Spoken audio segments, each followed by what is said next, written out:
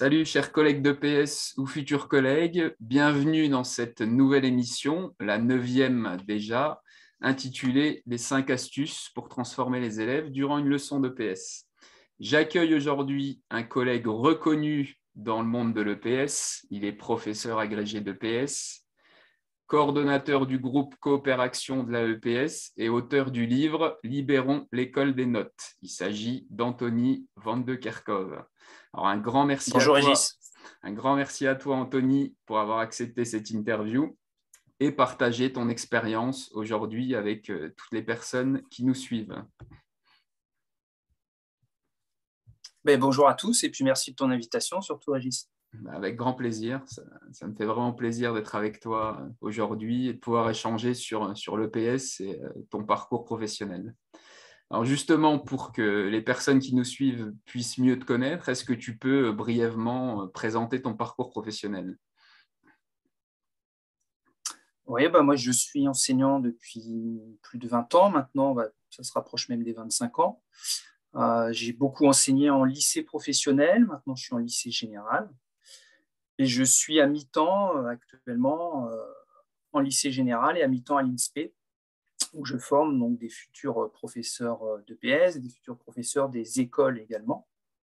Et puis je suis très investi à la EPS, dans ma régionale, et puis comme tu l'as dit, dans le groupe Coopération. Je suis également élu au bureau national de l'AEPS. Donc le Voilà. groupe Coopération qui regroupe une trentaine de membres, hein, c'est ça, et qui grossit Voilà, une assez trentaine vite. de membres. C'est bien, c'est dans une bonne dynamique. Oui, on est une trentaine de membres, la plupart dans la sphère de l'EPS, et puis quelques membres qui sont issus d'autres disciplines. Tu as été et tu es encore un jury aussi sur différents concours, EPS, l'agrégation, il me semble. Voilà, jury sur le concours de l'agrégation interne, exactement. Et donc, tu as été aussi auteur du livre, hein, publié en janvier 2016. On aura l'occasion d'y revenir tout à l'heure. Libérons l'école des notes. On en reparlera à un autre moment dans l'interview. Alors, merci pour ce Avec parcours. plaisir. Ce parcours professionnel, hein, très riche, comme tu disais, entre 20 et 25 ans d'expérience. Donc, avec toute cette expérience accumulée, on va rentrer maintenant dans le vif du sujet. Est-ce que tu pourrais nous proposer tes 5 astuces avec tes différentes casquettes de prof de PS, formateur, jury de concours, etc. Oui. Alors, la première astuce, c'est quelque chose d'extrêmement basique, mais extrêmement important à mon sens. Ça relève de la posture. Moi, je pense qu'il faut vraiment une posture, plutôt qu'une posture de méfiance, adopter une vraie posture de confiance vis-à-vis des élèves, c'est-à-dire, à la base, vraiment faire confiance à chaque élève, une confiance totale à chaque élève. Ça ne veut pas dire être naïf ou tout laisser passer, évidemment, aux élèves, mais de prime abord, leur faire d'abord confiance. C'est quelque chose qui marche, moi, dans ma pratique, qui marche extrêmement bien. On peut parler de l'effet Pygmalion peut-être, je ne sais pas, mais en tout cas, quand on fait confiance aux élèves, quand ils le ressentent, souvent, ils se sentent obligés de ne pas nous décevoir et ça crée une relation et un climat de classe qui est quand même plutôt positif. Et puis faire confiance aussi aux élèves, c'est faire confiance en leur capacité de progrès, en leur capacité de réussite. Concrètement, moi qui suis en lycée, on a par exemple des élèves qui arrivent au lycée qui ne réussissent pas à s'échauffer 10 minutes, à faire un footing de 10 minutes. Alors évidemment, ça nous frustre énormément professionnellement quand on voit des jeunes de cet âge-là. Et l'idée, par exemple, là, concrètement, c'est pas de s'agacer ou de leur crier dessus, mais d'essayer plutôt déjà de leur signifier le problème, d'essayer de voir avec eux ce qui se passe, et puis de les mettre en projet, et puis de valoriser les petits progrès qu'ils vont faire par rapport à ça. Et souvent, ça passe et ça fonctionne bien, même s'il y a des fois des grosses difficultés. Essayer d'être positif et puis de leur faire confiance. J'allais justement te dire, hein, concrètement comment tu t'y prends pour faire confiance aux élèves. Donc là, tu me disais valoriser les progrès. Est-ce que tu vois d'autres choses aussi pour... C'est quelque chose d'assez intérieur au final. C'est-à-dire que régulièrement, dans une leçon, il se passe tout un tas de choses qui parfois qu'on peut interpréter de 10 000 manières. Il y a un élève qui ne respecte pas une consigne, un élève qui est en difficulté, un élève qui parle en même temps que nous. spontanément, on va être peut-être intérieurement, on a des émotions négatives qui viennent, on a envie voilà, de le sanctionner verbalement ou autre. Voilà. Et bien souvent, on fait des analyses qui ne sont pas toujours bonnes, d'un élève qui parle ou d'une difficulté. Parfois, voilà, l'analyse qu'on peut en faire est mauvaise. Donc, il vaut mieux faire le pari plutôt d'aller s'intéresser à l'élève, à ce qui se passe, à ses difficultés, et puis ensuite de le gérer de la manière la plus positive qui soit. C'est souvent moins fatigant humainement, relationnellement, et puis c'est beaucoup plus positif. Donc, c'est plutôt une gestion de ses émotions, une prise de recul. Donc, c'est quelque chose d'assez intérieur au final. Ça me fait un peu penser à l'image de l'homme debout dont parlait Jean-Luc Ubaldi. C'est un peu ça l'idée, fait, l'enseignant qui est là, qui doit quand même avoir une certaine autorité, mais aussi entrer en relation avec les élèves. Donc ça me fait un peu penser à ça, ce que tu dis. Bienveillant. Exactement, c'est ça. Et debout, solide sur ses valeurs, tout à fait. Parce que si on est simplement faire confiance à l'élève, mais pour rien lui apporter, ça n'apporte rien, effectivement. Donc, il faut les deux. D'accord, très bien.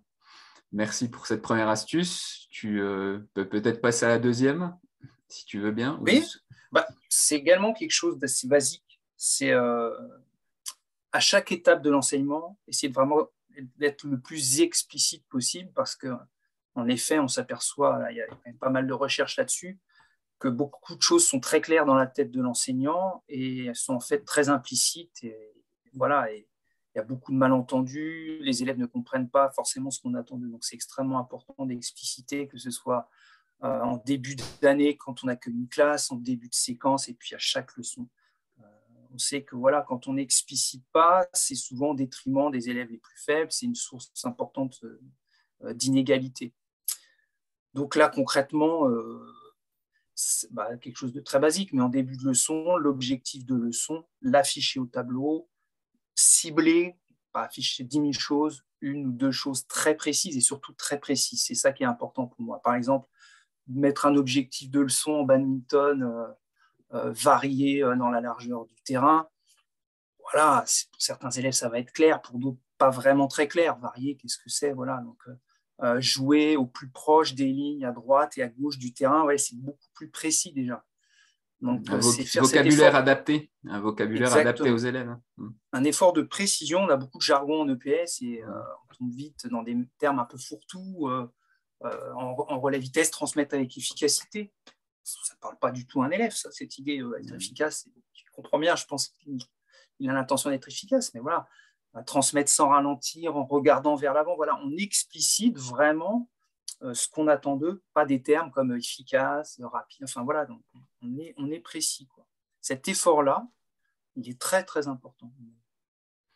Et puis aussi, alors un autre truc qui est important pour moi, c'est aussi de l'explicitation, c'est que les élèves, bon, on sait bien, ils vont réussir une chose une fois, ils ont l'impression que ça y est, soit par flemmardise, ou soit simplement en bonne foi, j'ai réussi. Donc, aussi donner des repères sur la quantité de travail, ça me semble fondamental.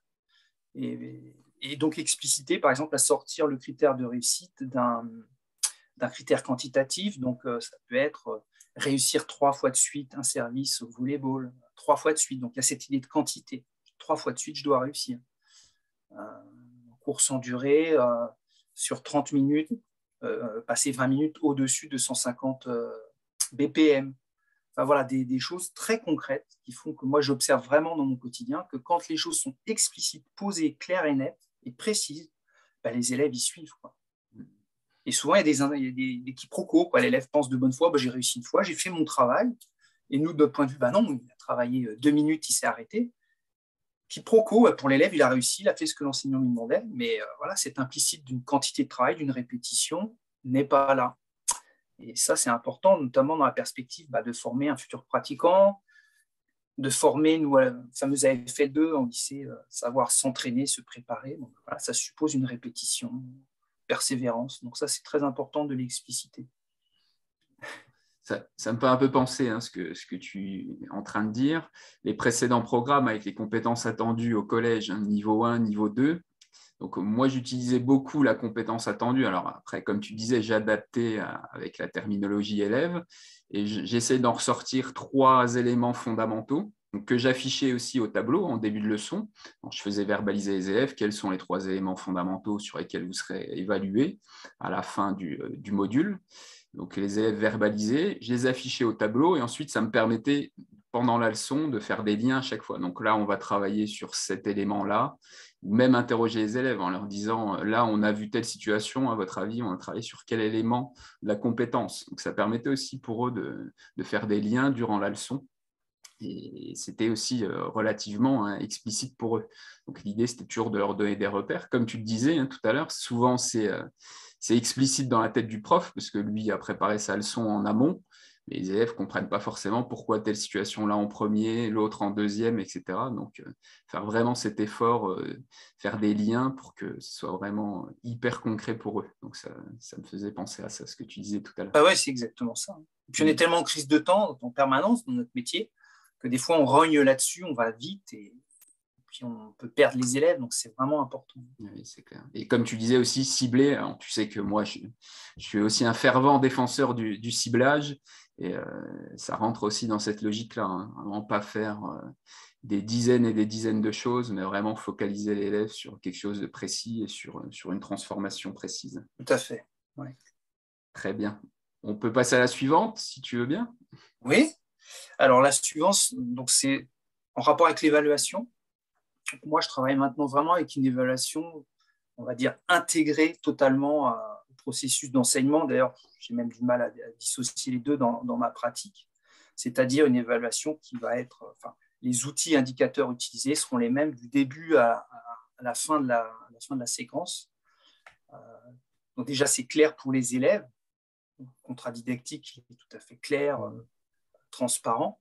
Il n'y a pas de piège entre guillemets, même si en EPS, on n'a pas cette culture du piège au moment de l'évaluation, comme on peut l'avoir par exemple dans d'autres matières scientifiques ou autres. On ne fait pas d'interro-surprise.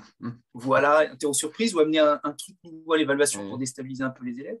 On n'a pas cette culture-là en EPS, mais parfois, moi qui visite des enseignants stagiaires, on voit que parfois l'évaluation, voilà, c'est l'avant-dernière leçon, on commence un peu à en parler et à préparer les élèves. Moi, j'aime bien que ce soit clair dès le départ. Alors, on peut reprocher, on peut dire, voilà, si l'évaluation est omniprésente, ou les outils d'évaluation omniprésents, c'est une pression permanente sur les élèves. Mais moi, je vois ça à l'inverse, c'est-à-dire que là, c'est un rapport faussé à l'évaluation. L'évaluation, ça doit être, dans la tête des élèves, un outil pour apprendre, et de manière générale, tout ce qui est recul critique sur soi, sur sa pratique, ça doit être des outils pour apprendre.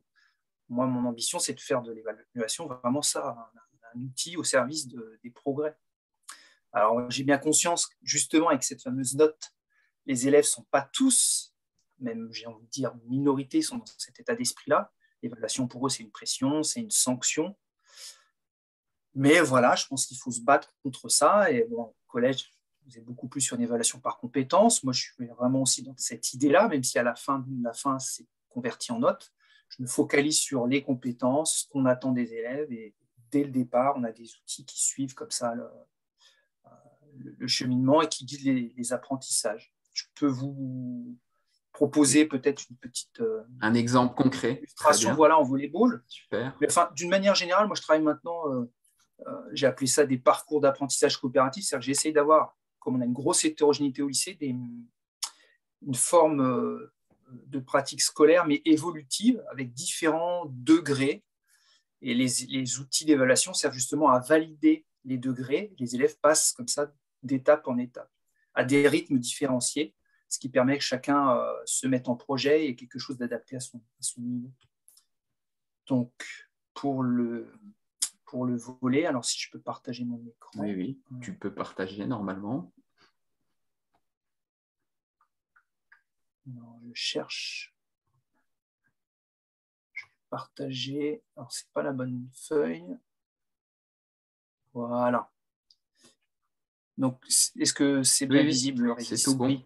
Donc là, en volet, en fait, ce ne sont pas vraiment des différents degrés, mais si vous voyez à gauche, ici, ce sont des contrats de jeu.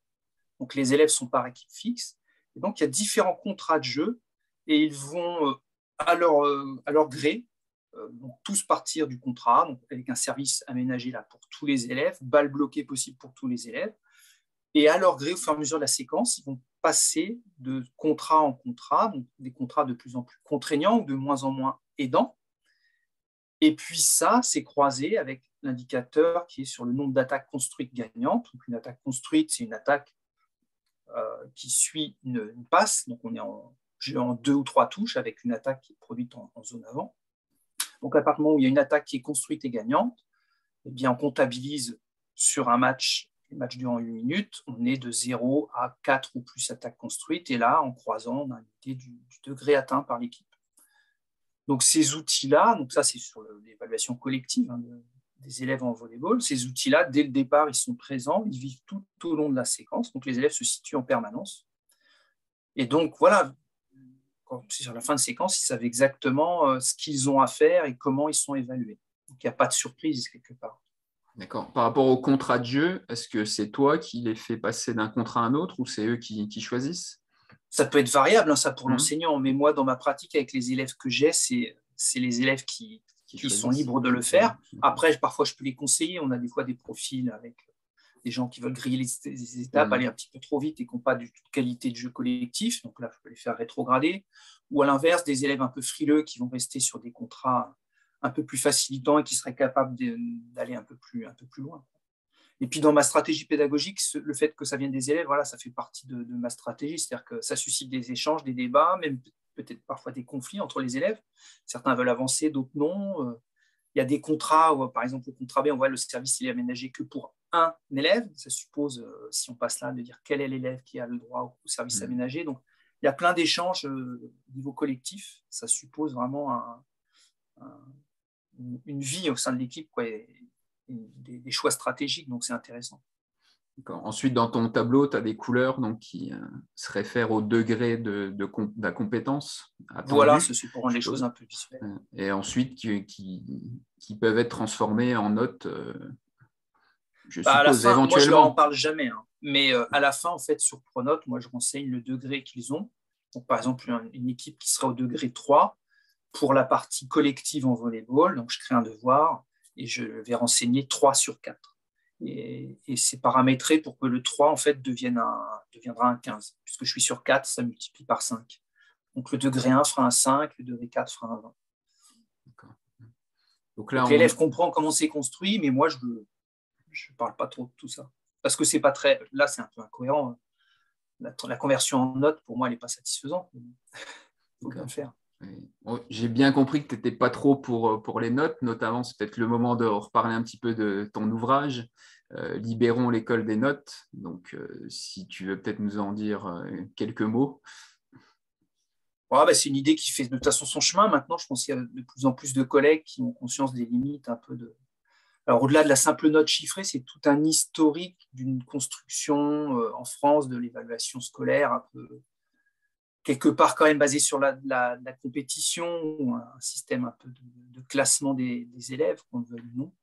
Donc l'idée, c'est quand même de sortir de cet état d'esprit-là pour aller vers une évaluation un peu plus par compétence, qui invite plus à se comparer à soi-même, à réfléchir à soi, ses points forts, ses points faibles, là où on doit retravailler pour progresser, être lucide sur ce qu'on est capable de faire pour son orientation. Voilà. C'est quand même, je trouve, quelque chose qui évolue bien. En primaire, je crois que c'est maintenant plus de 90% des écoles qui ont abandonné les notes. Au collège, je ne sais pas, je n'ai pas de statistiques, mais je crois que c'est en bonne voie. Je ne sais pas, Régis, chez toi, comment ça se passe. Non, nous, on a toujours des notes, mais c'est vrai que dans certains collèges, ils travaillent par compétences également. À l'université, ça devient aussi par compétences dans pas mal d'endroits. Et le lycée, là, on est vraiment le dernier bastion à 100% sur la notation. Et donc, quand j'ai écrit cet ouvrage, c'est parce que moi, dans mon lycée, on avait une expérimentation qui fonctionnait bien, en lycée professionnel. Et même à l'intérieur du lycée, il y avait quand même des gens qui étaient un peu récalcitrants, qui partaient du principe que si on met plus de notes, on est forcément... on veut que tout le monde réussisse, mais même sans effort, quoi, hein. On est forcément... je trouve pas le mot, mais... bon. On n'a plus d'exigence, on va dire, globalement, auprès des élèves, ce qui n'est pas du tout vrai. Et justement, quand on enlève la note, on est obligé d'expliciter, ça revient à l'astuce précédente, de dire ce qu'on évalue. Il ne s'agit pas de dire degré 1, degré 2, degré 3, ce qui ne veut rien dire, ou rouge, vert, bleu, mais qu'est-ce qu'il y a derrière rouge, qu'est-ce qu'il y a derrière degré 1. Et là, on explicite les choses et on met beaucoup plus en projet les élèves. Alors, ce que j'aime bien sur ton tableau, hein, moi aussi je fonctionne comme ça, ce tableau à double entrée, et c'est vrai que c'est très explicite, hein, pour les élèves, et très souvent à la fin de l'évaluation, ils arrivent à se situer. Et on est loin des usines à gaz qu'on a connues et qu'on connaît encore, hein. On voit encore passer certaines choses très très compliquées sur l'évaluation avec 7-8 critères à évaluer fois 30 ou 35 élèves, ça complique vraiment, vraiment les choses. Donc là, je trouve qu'un tableau comme ça, c'est vraiment très pratique pour le prof aussi, hein. Ça enlève le stress, je trouve, parce que quand on a 35 élèves à évaluer, c'est pas évident, même si on prend 2 leçons. Et je trouve que c'est vraiment très, très fonctionnel. Et pour les élèves aussi, ils s'y retrouvent et ils ont leur note et ils comprennent bien d'où vient la note. Elle ne tombe pas comme ça. Et je Puis trouve. c'est vrai qu'on a plein d'outils maintenant, avec le groupe EPIC ou Oui, oui, c'est avec clair. d'autres auteurs qui en a plein d'outils. Après, j'utilise aussi là, pour la partie individuelle des simples descripteurs, hein. Ça, c'est Oui, faut varier les outils, mais comme tu dis, il faut que ce soit simple et lisible pour les élèves et fonctionnel pour le prof. oui, clairement. Très bien. Merci pour ce partage d'évaluation. On peut passer à ta 4e astuce, hein, si tu veux bien. Ouais, bah, la quatrième astuce, c'est sans surprise, ça va être vraiment par rapport à mon état d'esprit, la coopération dans la classe, donc une entraide permanente dans la classe. Ce qui t'anime et ce qui vous anime aussi dans le groupe Voilà ce qui nous anime au AEPS. niveau du groupe. Ouais. Euh, alors en fait, il y a deux grandes raisons.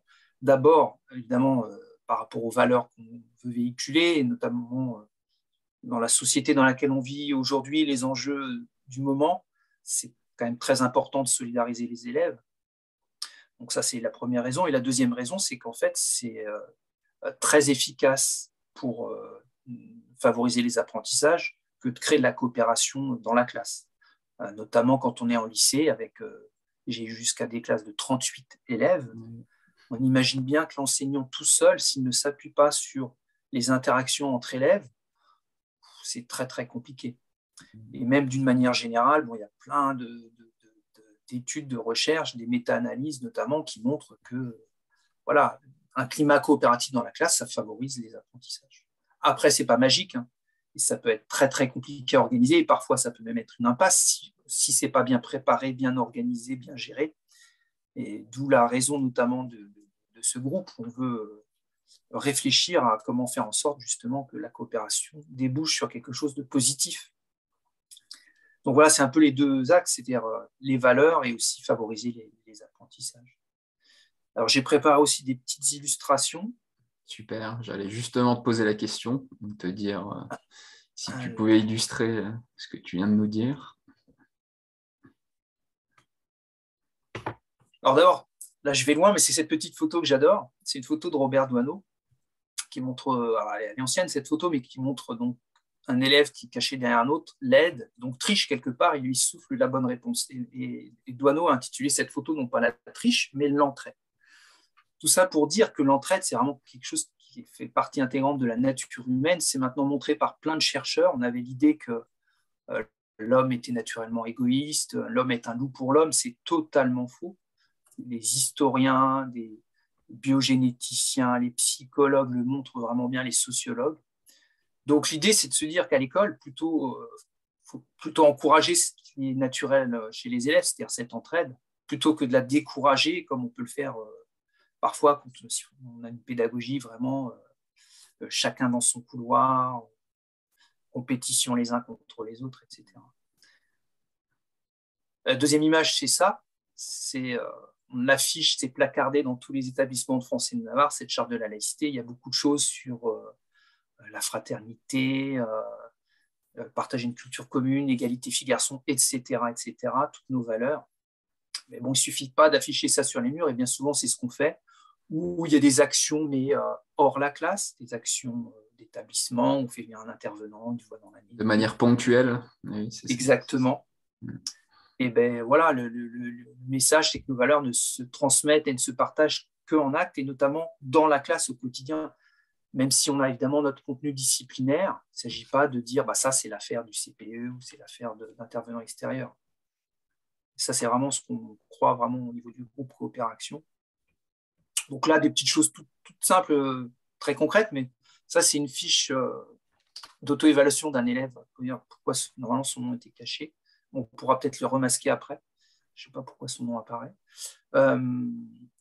Voilà, et on voit que quand il fait son petit bilan sur son activité de coach, il met j'observe, je donne des conseils, cependant, j'ai peur de paraître trop directif. C'est tout simple, cette petite réflexion, mais c'est un élève qui a essayé de réfléchir à ses relations avec les autres, à la manière dont il se comporte avec les autres. Alors, c'est tout bête, mais c'est quelque chose pour moi d'assez révélateur qui est intéressant. Si on amène les élèves au moins aussi à ça, à réfléchir à leur relation avec les autres, alors on va développer des compétences pour maintenant dans les apprentissages dans la classe et pour plus tard dans sa vie au quotidien. Donc, pour moi, quand je vois ça, c'est gagné, quoi. Ça, c'est une petite grille aussi qui fonctionne bien, que j'ai reprise dans un livre de Konak. J'utilise en danse, c'est-à-dire que les groupes s'auto-évaluent. Là, on voit la cible sur, on va dire, leur capacité à bien s'organiser collectivement en se positionnant dans la cible et puis en formulant des petits conseils pour la séance prochaine. C'est des petits outils qui marchent vraiment très, très bien. Ça prend 5 minutes en fin de leçon. Il faut accepter de perdre ce temps-là, hein. Mais ça génère quand même pas mal de choses. À la fois, toujours pareil, sur les apprentissages, parce qu'on a des groupes qui s'organisent mieux et donc qui produisent des choses en danse plus intéressantes et qui s'écoutent mieux les uns les autres. Chacun peut participer davantage au travail de groupe. Et puis, ça produit aussi des effets pour plus tard. C'est-à-dire que c'est des élèves qui réfléchissent et qui prennent conscience que s'organiser à 4, 5, 6, ça ne va pas de soi, qu'il y a des choses à faire, à mettre en place pour que ça fonctionne bien. Voilà. Ok, très pour bien. cette petite astuce. Merci pour le partage de ces outils concrets qu'on peut retester avec les élèves. Super. Est-ce que tu veux rajouter encore quelque chose sur cette astuce ou on peut passer à la dernière? Voilà. Ok, très bien. Eh bien, ouais, donc la dernière, c'est, on l'a évoqué tout à l'heure, le manque de temps dans notre métier. C'est l'idée qu'il faut essayer de prolonger. Moi, j'essaie de faire au maximum le temps de l'EPS parce qu'on a déjà un faible volume horaire. Ce serait bien que ça évolue. J'y crois pas trop à court terme, mais ce serait bien que ce volume. On a 2 heures en lycée général, c'est quand même très, très faible. Donc, pour prolonger ce temps, à la fois, moi, j'étais très influencé par Jean-Luc Ubaldi. Tu parlais tout à l'heure du CNREPS de manière générale, et puis Jean-Luc Ubaldi en particulier. Leur article qu'il avait écrit en 2007 avec Alain Coston sur l'EPS du zapping, on multiplie les situations d'apprentissage. Pour moi, ça m'avait beaucoup parlé et je sais que j'avais essayé de vraiment réduire le nombre de situations. Et ça, ce serait ma première astuce. Maintenant, j'en suis vraiment venu à 2 situations. C'est-à-dire qu'il y a l'échauffement, que je conçois vraiment comme une situation d'apprentissage à part entière. C'est même pas juste mettre l'élève dans le thème de la séance, c'est vraiment pour moi maintenant une situation d'apprentissage. Et derrière, il y a la forme de pratique scolaire dans lesquelles les élèves baignent un maximum. Donc, il n'y a vraiment que 2 situations, le plus routinisé possible, ce qui fait que le temps d'explication, alors en début de séquence, évidemment, il est un peu plus long, mais après, il y a très, très peu de temps d'explication. Et ça, c'est Jean-Luc Ubaldi, je me rappelle encore d'une conférence, en EPS, maintenant, c'est le prof qui transpire plus que les élèves parce qu'il donne des consignes, il met en place des situations différenciées, change de situation. Non, c'est à l'élève de transpirer, pas au prof. Surtout s'il a 38 élèves en plus à gérer, il transpire encore plus. Ouais. Donc voilà, alors concrètement, ça peut être par exemple en musculation. Donc moi, les situations d'échauffement, c'est les élèves qui la conçoivent, qui choisissent un petit peu leurs exercices, mais c'est à un moment donné, sur la fin d'échauffement, je vais cibler des exercices et sur la base de ces exercices, on va travailler la thématique de séance. Par exemple, si on est sur apprendre à rythmer son mouvement, je vais prendre des exercices adaptés, puis on va apprendre à rythmer vite sur la phase d'effort, lent sur la phase de retour. Et on va vraiment le travailler comme dans une situation d'apprentissage, avec souvent des gens qui vont co-observer, avec des indicateurs. Et on va vraiment apprendre quelque chose. Et après, dans la forme de pratique, quand l'élève est dans son corps de séance, on réexploite tout ça dans la forme de pratique plus globale. Donc ça, c'est la première astuce, quoi. On réduit les situations et on exploite l'échauffement à fond comme une situation d'apprentissage. Ça me va bien, je me reconnais bien aussi dans ce que tu viens de dire. Et puis, pour prolonger le temps, alors autre chose qui est beaucoup plus compliqué à faire, c'est d'essayer de donner de la pratique supplémentaire aux élèves. Alors, je pense qu'on essaye tous de faire, c'est le lien entre l'EPS et l'AS. Donc ça, c'est facile de le dire, mais je pense vraiment qu'il y a un gros enjeu sur la continuité et complémentarité à avoir dans les programmations entre ce qu'on fait en EPS et en AS. Et notamment là, sur la continuité, c'est quand même super important. Nous, on voit en muscu, mais je sais que c'est une tendance partout en France, que les élèves, quand on les accroche en muscu, en EPS, il y en a quand même beaucoup qui passent le pas à l'AS. Nous, on a fait le choix, par exemple, dans mon site de programmer en seconde, parce qu'on s'aperçoit que les élèves, quand ils testent en EPS, ils ont envie de continuer. Des fois, ils continuent direct, c'est-à-dire en cours de séquence, ils s'inscrivent à l'AS, puis ils ont des séances complémentaires, puis ils continuent comme ça. Donc ça, c'est un moyen déjà de donner plus de volume à l'EPS. Et puis l'autre truc, c'est de donner des séances supplémentaires. Donc moi, je le fais surtout en champ 5, notamment en course en durée, où je leur donne la possibilité de faire des séances supplémentaires le week-end, où là, je leur dis simplement de doubler la séance qu'on a fait la semaine. Et puis pendant les vacances aussi, parce qu'en champ 5, quand il y a un arrêt, c'est préjudiciable pour les progrès, donc je leur donne des séances pendant les vacances. Alors évidemment, sur une classe, 3, 4, 5 élèves qui vont le faire. Oui. C'est toujours ça de gagner. Et voilà, quoi. Là, je me sens vraiment dans ma mission de former un futur pratiquant quand j'ai des élèves qui accrochent là-dessus, quoi.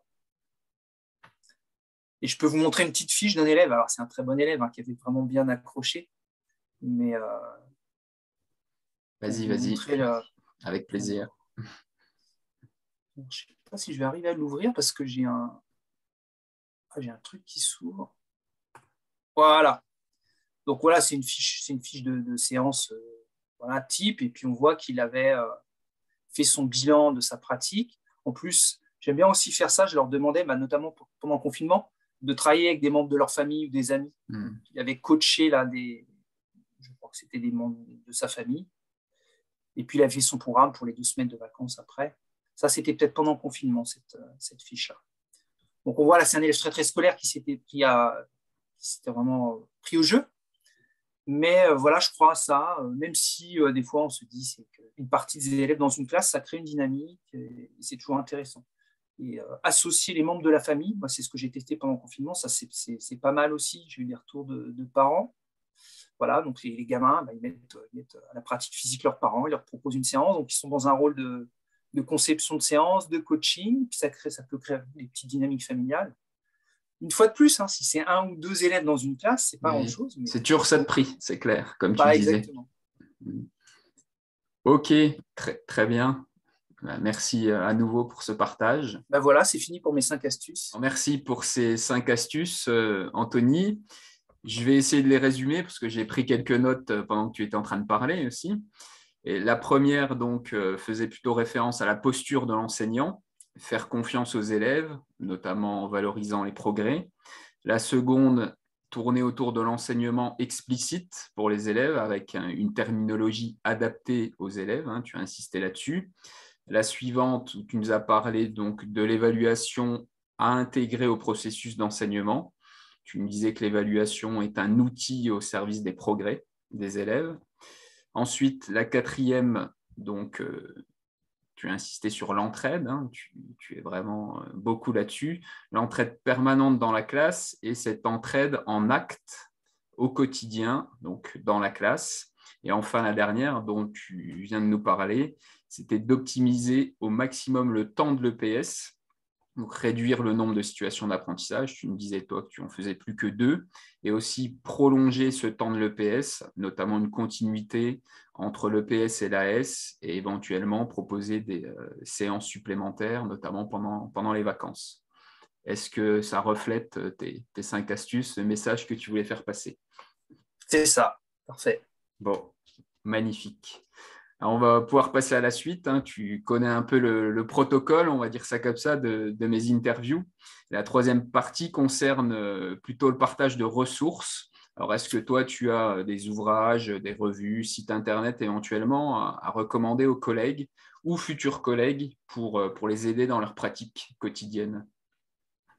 Pour les ouvrages, j'étais parti des ouvrages importants pour moi. Il y avait eu l'EPS en milieu difficile, coordonné par Jean-Luc Ubaldi, qui m'avait beaucoup influencé professionnellement, mais je pense que c'est quelque chose de connu. On parle beaucoup de Jean-Luc dans cette interview. Oui, c'est vrai, content. mais professionnellement, c'est quelque chose qui m'a c'est clair. beaucoup influencé.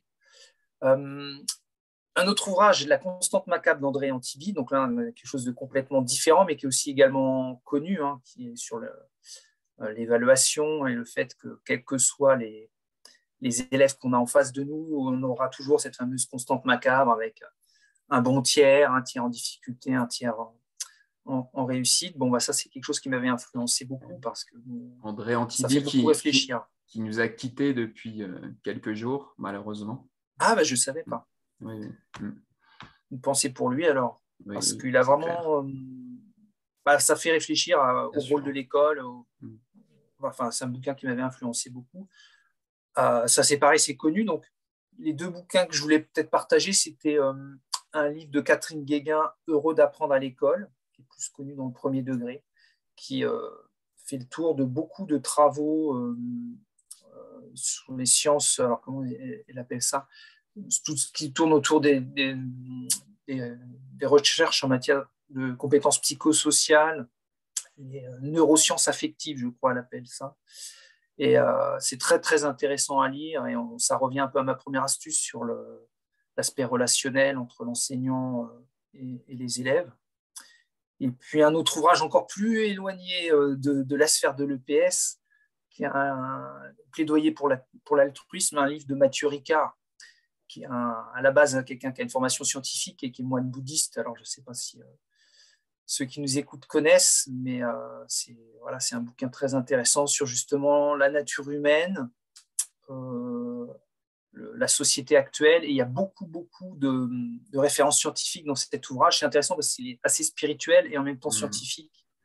Donc, en Occident, on n'est pas trop là-dessus, mais lui qui a été formé, qui est bouddhiste, à la culture un peu plus asiatique, c'est quelque chose qui est intéressant, ce mélange des gens entre la science et le côté spirituel. C'est intéressant. Ça permet d'avoir une ouverture d'esprit aussi. Tout à fait. Et de ne pas fonctionner non plus qu'en vase clos. On en a parlé un peu en préparant cette interview, de ne pas rester non plus qu'en vase clos EPS, que de la littérature EPS, même si elle est importante, bien entendu, mais essayer d'élargir un peu aussi le champ des possibles. Exactement. Après, donc ça, c'est pour les on parlait là d'ouvrir, mais c'est vrai que si on revient sur le champ de l'EPS, on a parlé de la EPS aussi, mais la revue de la EPS, Enseigner l'EPS, propose régulièrement des articles aussi de grande qualité qui permettent de donner des outils concrets aux élèves. Et aussi les week-ends pédagogiques. Alors, on fait un petit peu la pub de la EPS. Moi, j'aime beaucoup cette association. Toi aussi, je sais que tu es bien investi. Et c'est vrai que ces week-ends pédagogiques sont des moments de formation professionnelle continue vraiment très, très intéressants, très, très riches, avec les intervenants qui viennent. Et il y a aussi toujours une convivialité avec les gens qui sont présents. Donc, moi, je me retrouve vraiment beaucoup dans ces week-ends pédas. Et je pense que toi aussi. Oui. J'allais dire, heureusement que la EPS dynamise bien la discipline c'est clair. Dans les régions, au plus près de chaque enseignant, mais aussi au niveau national avec la biennale qui a eu lieu en novembre dernier, qui est un vrai temps fort de la discipline. Et là, sur les assises de l'EPS organisées par l'ENS, il y a eu un partenariat avec la EPS qui a permis vraiment sur le terrain de faire fonctionner les choses. Heureusement qu'on a cette association dans la discipline. Donc, on invite toutes les personnes qui nous regardent à se rapprocher de leur régional à EPS pour continuer à se former et à progresser, d'être toujours dans cette dynamique. Ça me semble important. On parlait tout à l'heure d'ouvrir un peu son esprit avec la littérature autre que l'EPS, mais là, je trouve que c'est très intéressant aussi avec des intervenants différents au sein de la EPS. Ça permet aussi de s'ouvrir à la discipline et pas rester non plus focalisé que sur une vision particulière de la discipline. Donc, je trouve ça vraiment très intéressant.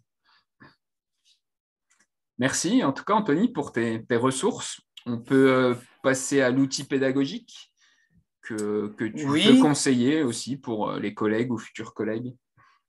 Alors, ça ne va pas être quelque chose de très original, mais C'est c'est pas grave, si l'outil ça fonctionne, c'est l'essentiel. Voilà, c'est l'outil Pronote. Donc, comme beaucoup d'enseignants, j'ai appris à mieux exploiter à la faveur du Pendant confinement. le confinement. Mais c'est vrai qu'on a une tendance à multiplier les outils numériques et les outils de communication. Et là, cet outil-là, il peut simplifier les choses d'une manière centralisée, quoi. Il y a vraiment des possibilités énormes de mettre à disposition des ressources, des vidéos. Et donc, ça peut être exploité soit en amont du cours, soit après le cours pour prolonger le temps du cours. Donc, je pense qu'il faudrait qu'on investisse plus Pronote plutôt que de multiplier des blogs à droite, à gauche, tout un tas de ressources. Ouais, je pense que c'est quelque chose de positif. En plus, il y a une visibilité des parents là-dessus, et plus les parents et la communauté éducative sait ce qui se passe en EPS, mieux c'est, quoi. Donc, Donc, investir cet outil. ça permet de prolonger le temps de l'EPS. Donc là, tu fais le lien avec ta 5e astuce. C'est ça, Ouais, bah, pour tout à avoir fait. une EPS continuée, on va dire ça comme ça. Bah, exactement. Par exemple, on peut mettre des petites vidéos avec enfin, des petits questionnaires où les élèves, moi je ne l'ai pas encore mis en place, mais je compte le faire, des petites vidéos à observer et puis un petit quiz derrière pour voir ce qu'on a observé, enfin voilà, des questions posées à l'élève pour lui permettre, je ne sais pas, en gym de faire un jugement sur une prestation gymnique pour identifier des fautes, valider des figures, voilà, un petit entraînement des élèves qui permet de prolonger le temps de l'EPS et les élèves qui veulent de s'exercer davantage, par exemple, sur cet exemple-là, sur de l'analyse de prestations gymniques, par exemple. Alors, c'est sûr que ce ne sera pas magique, hein, comme tu disais tout à l'heure, pour Bah les non. séances supplémentaires. Ça va concerner que quelques élèves au départ, mais après, c'est vrai qu'en étant régulier et en proposant des ressources de manière voilà, permanente ou au moins très souvent, ça permet aussi à un moment donné de les mettre dans une dynamique et espérer que de plus en plus aillent sur Pronote regarder Bah ces oui, outils. il y a des limites, c'est sûr, hein, parce que on sait bien que ce sont les meilleurs élèves qui le font. Et oui, c'est pas magique, mais en tout cas, on essaye de mettre en place un maximum de choses pour les faire progresser. D'accord. On termine sur la dernière partie. Je sais que tu as quelques petits cadeaux à partager avec les personnes qui nous suivent. Donc, si tu veux Oui. bien les présenter. Alors, le premier cadeau, en fait, j'ai pas retrouvé le lien, ou le lien a dû être supprimé, mais on peut retrouver quand même quelque chose, une trace. Moi, C'est le projet Véloscopie. oui, je l'ai retrouvé. Tu m'avais envoyé le lien. Moi, je l'ai regardé hier Alors, le lien, soir. en fait, c'est une conférence du collègue Nicolas Jouffré, Oui, dans le cadre d'une conférence organisée par le SNEP, où il parle de c'est son ça. projet. Mais initialement, il y avait une vidéo plus conséquente où on voyait vraiment les élèves. Bon, là, on les voit un petit peu, mais Oui, on les voit un peu. la vidéo initiale n'est plus en ligne. D'accord. En tout cas, c'est un magnifique projet donc, dans ce collège du chef dans l'Académie de Grenoble, où l'idée, c'est un projet à la fois solidaire, écologique et autour de la pratique physique, autour du vélo, où les élèves donc, ont monté une scope au sein du collège, évidemment orchestrée par les profs de PS. Et donc, ils récupèrent, ils réparent des vélos, et puis après, ils font des projets de sortie. Ils doivent vendre des vélos à bas coût, les vélos réparés, notamment aux enseignants du collège ou autres, ce qui finance leur scope et leur projet. Et donc, les élèves apprennent énormément de choses, évidemment. Ça crée toute une dynamique dans le collège. Et puis, bah, voilà, la pratique physique est au centre du projet, donc c'est génial. Ouais, c'est clair. Et ça implique toute la communauté éducative aussi. Exactement. Bon, moi, je l'ai regardé hier soir et c'est vrai que c'est une vidéo inspirante quand même, qui peut donner des idées aux collègues ou futurs collègues qui vont suivre cette interview et qui vont regarder ensuite le lien qu'on mettra sous la vidéo. Merci pour ce partage. Bah, de rien. Tu en as d'autres aussi, il me semble, Alors, à j'en avais nous d'autres. Bah, proposer. toujours pareil, hein, j'aime bien m'éloigner de la sphère de l'EPS pour mieux la repenser ensuite. Donc, j'ai des vidéos en lien avec ce que je disais tout à l'heure, une vidéo d'une conférence de Mathieu Ricard, pour ceux qui ne le connaissent pas, qui avait été reçue au CESE, c'est la conférence, non, Conseil économique, social, environnemental. C'est une instance institutionnelle, hein, mais il avait été reçu Il avait fait une conférence sur les enjeux, les enjeux du moment et le lien justement avec la nécessité de plus d'altruisme dans la société. Et donc, c'est une très, très belle conférence. C'est très intéressant. Et puis, il y a un podcast aussi, si tu veux bien le partager, Avec de plaisir. François Tadei aussi. Fait réfléchir sur la société du moment. C'est quelqu'un aussi qui est un peu dans différentes sphères. Tadei, il pense, c'est à la fois un scientifique, mais il s'intéresse aussi à l'éducation. Donc, ce podcast est intéressant pour prendre du recul sur notre société, la manière dont on veut éduquer et former les jeunes de demain. Ok, super. Bon, merci à toi, en tout cas, Anthony, pour ce partage des 5 astuces et toutes les autres ressources. Ça nous a permis de nous ouvrir aussi un petit peu, de ne pas rester que sur le champ de l'EPS. Donc, ça me paraît vraiment intéressant par rapport à ça. Moi, je te souhaite une bonne continuation dans tous tes projets. Je sais qu'ils sont nombreux, hein, notamment dans le groupe Coopération. Donc, bonne continuation à toi pour ça. Et continue à œuvrer pour partager une EPS de qualité. La discipline a besoin de personnes comme toi. Je sais que tu es très actif et ça fait vraiment plaisir à voir. Donc, merci pour tout ça, en tout cas. Merci pour tous ces compliments, mais surtout merci de m'avoir reçu. C'est un grand plaisir.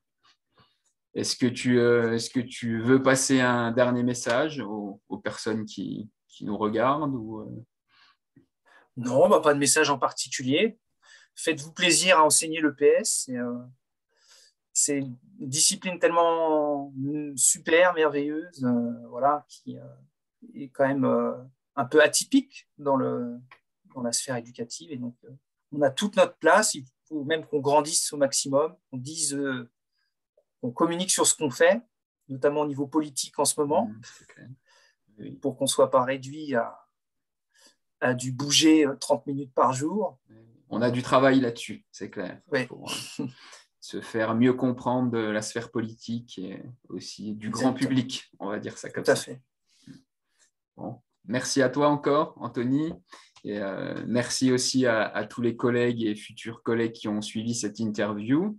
Donc, si certains d'entre vous souhaitent, comme Anthony, partager leurs 5 astuces, n'hésitez pas, bien entendu, ce sera avec grand plaisir. Vous pouvez me contacter ou laisser un message sous la vidéo. Vous pouvez aussi partager cette vidéo si vous pensez qu'elle va donner des pistes de réflexion ou d'action, même à des personnes autour de vous. Et n'oubliez pas aussi de vous abonner à la chaîne YouTube EPS Régal si vous voulez recevoir les ressources immédiatement dès leur sortie. Donc, je vous dis à bientôt pour le partage de nouvelles ressources. Portez-vous bien. Allez, salut.